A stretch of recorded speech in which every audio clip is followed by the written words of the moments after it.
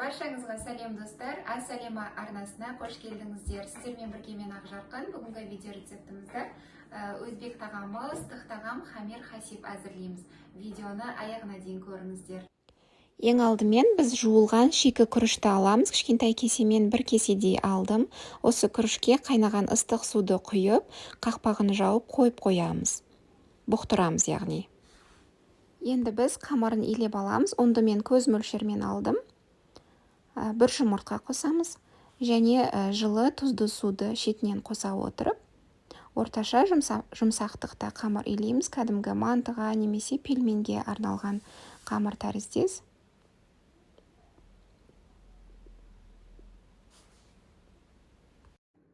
Қамырымызды илеп алдық. Енді кішкене демалдырып қоямыз. 10-15 минуттай, одан кейін тағы да бір басамыз. Бетін жауып, былай алып қоямыз. Енді біз фаршын дайындап аламыз. Ол үшін бізге фарш алдым. Мына жерде 1,5 килограммдай. Фаршымызға қара бұрыш қосамыз. Және тұз қосамыз. Пиязды ұсақтап турап қосамыз. Пиязымызды турап алдық.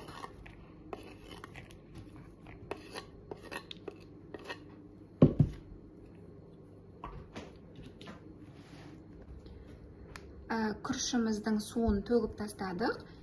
Енді фаршымызға қосып, жақсылап араластырамыз. Осы арада қыздар илеген қамырымызды тағы да бір рет басып қоямыз. Өйткені біз фаршымызды дайындап болғаннан кейін уже бірден қамырды жаю керек болады. Мен видеода көрсетуге ұмытып кетіптім.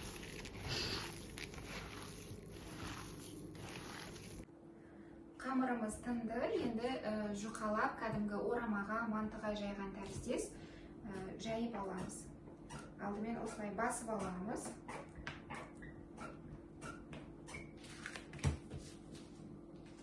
Оны сеуіп арасына, сосын екі бүктеп, одан кейін тағы да осылай шеттерін басамыз. Яғни қолмен басып үлкейтіп аламыз.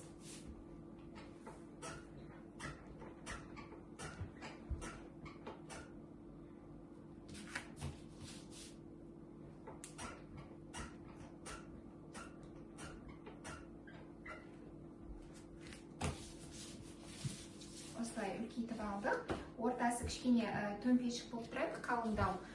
Оқтаумен жайған кезде ол ортасы бірінші жұқарып кетеді. Сондықтан шетінен бастап жаясыздар. Яғни оқтаудың жаңағы қамырдың екі шетін ғана басып отырып, қамырды жаямыз. Қамырымызды жайып алдық. Енді кішкене ұн себеміз. Чтобы қамырды қазір біріктірген кезде арасына жабысып қалмас үшін кішкене ұн сеуіп қоясыздар. Осылай жайып. Енді біз оқтауымызбен ораймыз.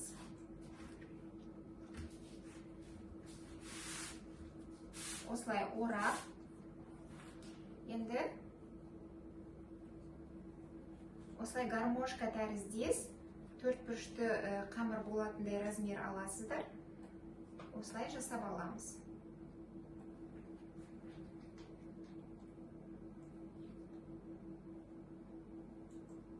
Сонда бірден барлық қамырымызды кесіп аламыз.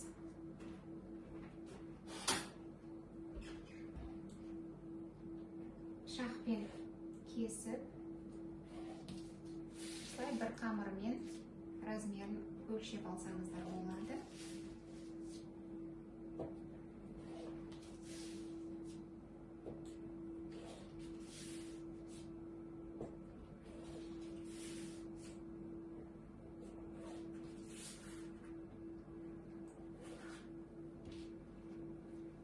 Енді біз қамырларды осылай біріктіреміз бір-біріне.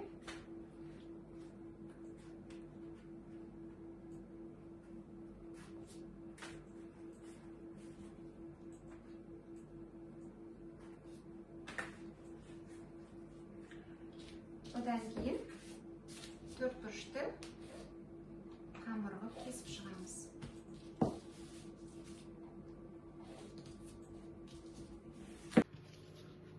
қамырларымызды осылай төрт бұрышты бір келге кесіп шықтық. Енді бірден көп қамырды осылай жайып қоямыз столға. Кәдімгі мантыға тізіп қойған сияқты.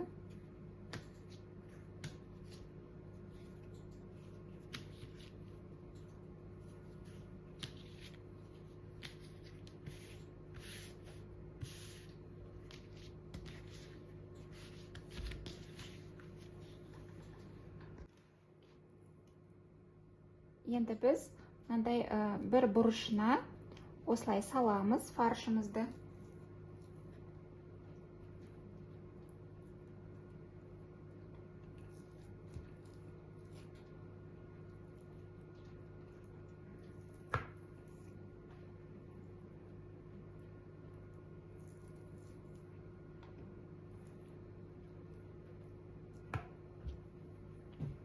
Одан кейін барып, ұшын бұлай жабасыздар. Одан кейін екі бұрышын біріктіреміз. Сосын қамырды ораймыз. Неке, осылай қамыр хасибімізді дайындаймыз. Және қыздар, осы жерде айта кетейін, видеом ұнап жатса лайк басып және пікір қалдыруларыңызды сұраймын. Каналға тіркелмеген болсаңыз тіркеліп, өз достарыңызбен видеоларыммен бөлісіп қойсаңыздар болады. Алдын ала рахмет.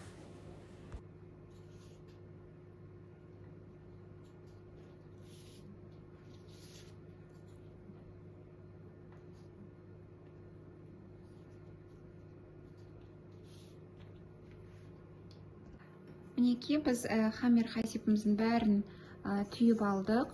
Енді мантаваркамызға май жағып, осылай орналастырып шығамыз. Арасын кішкене ашық қалдырамыз, өйткені қамыр жаңағы өсуі мүмкін, онға байланысты. Осылай тіземіз.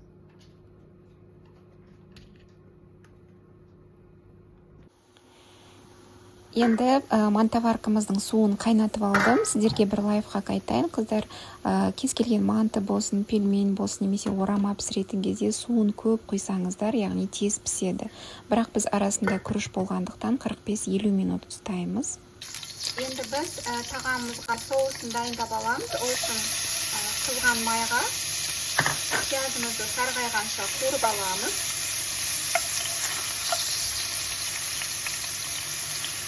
Кішкене қана сұйық май құямыз. Пиязымыз сарғайып пісе бастағанда сәбізімізді қосып, жақсылап қуырып аламыз. Тұз себеміз кішкене. Және қара бұрышта сеуіп жіберсеңіздер болады.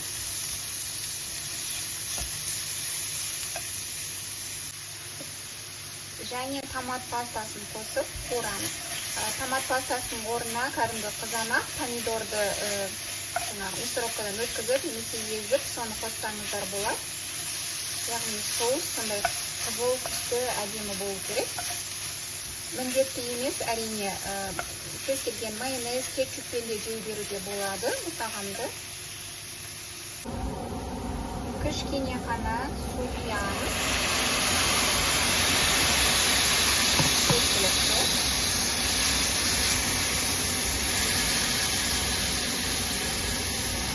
Сәбіз піскенше ұстаймыз. Тағамымыз дайын болды, қыздар. Өте дәмді, сондай тәбет ашарлық, әрі құрамы қарапайым, күнделікті үйден табылатын заттар. Жасалуы да жеңіл, сондай жасап көріңіздер рецепт ұнаса. Және каналыма тіркеліп, өз пікірлеріңізді жазып өтіңіздер. Рецепт ұнап жатса лайк басуды ұмытпаңыздар, қыздар. Мінеки, мысалға, соуспен осылай жесеңіздер болады. Немесе майонез, кетчупқа да қосып жесеңіз болады. Қаймақпен де жеуге болады. Видеоны қарағандарыңыз үшін сіздерге көптен көп рахмет. Менімен бірге болыңыздар. Алда көптеген рецепттер шығады. Сіздермен болған Ақжарқын. Сау болыңыздар.